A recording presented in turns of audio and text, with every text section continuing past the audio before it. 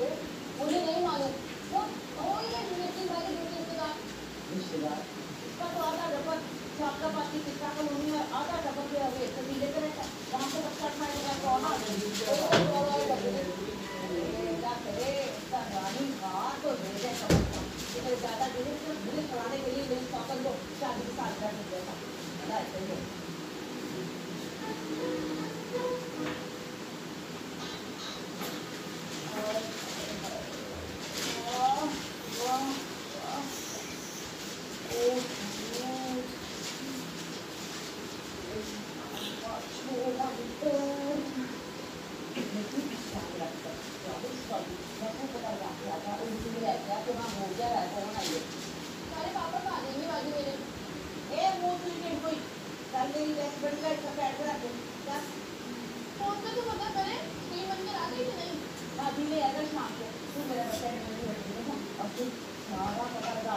क्या क्या हो रहा है